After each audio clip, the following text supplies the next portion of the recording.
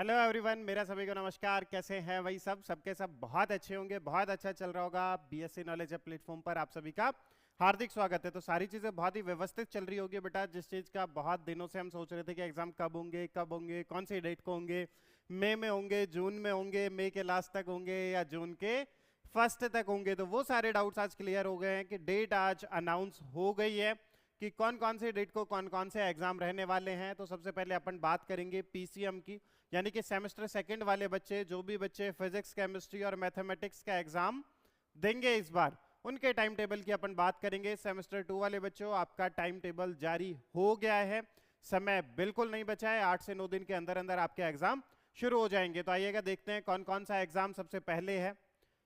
ठीक है, फिजिक्स का कब है, केमिस्ट्री का कब है और मैथमेटिक्स का कब है, उसी हिसाब से तैयारी अपनी शुरू कर दीजिएगा। कोई भी किसी प्रकार की कमी नहीं रहनी चाहिए। ऐसा ना हो कि बेटा सेमेस्टर सेकंड में भी आपने परेशानियों का सामना करना पड़े। उन बच्चों के लिए बहुत ही फायदेमंद साबित होगा वो चीजें जिन्होंने गेस्ट पेपर बहुत पहले परचेज कर लिए थे और अब उन पर प्रैक्टिस चल रही है।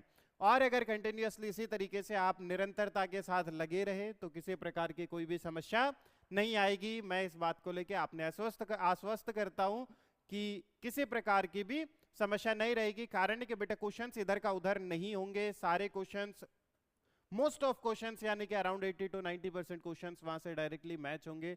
तो बिल्कुल भी समय जाया ना करें, समय रहते अपनी तैयारी को बहुत ही मजबूत कर ले, क्योंकि दिन बहुत ही कम बचे हैं। तो एक बार टाइम टेबल के बारे में बात कर लेते हैं। ये राजस्थान यूनिवर्सिटी का ऑफिशियल नोटिफिकेशन अपन यहां से देख लेते हैं। तो फिजिक्स, केमिस्ट्री और मैथ्स की अपन बात करेंगे, जबकि सेमेस्टर सेकंड वाले बच्चों का सभी का टाइम टेबल इसमें है।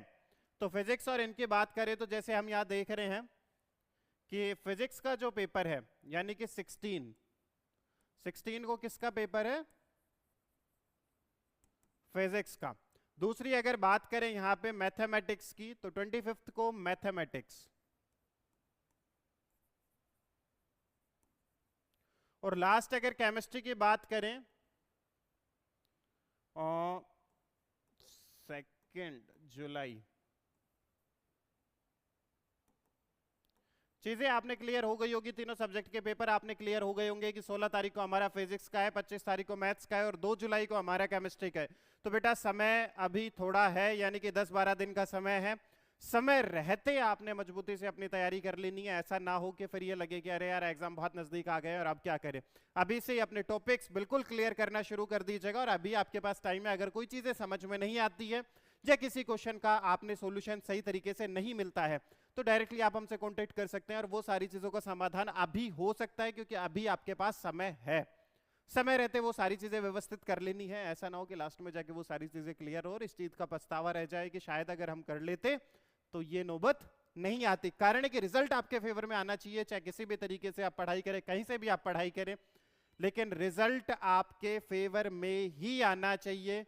किसी प्रकार की इसमें लापरवाही ना बरतें और इसी के साथ लगे रहिएगा कंटिन्यूअसली। मैं आपने बार बार एक ही चीज कह रहा हूं कि आपके जो पेपर्स हैं, जो आपके इंपॉर्टेंट टॉपिक्स हैं, वो ऐप पे अपलोड कर दिए गए हैं।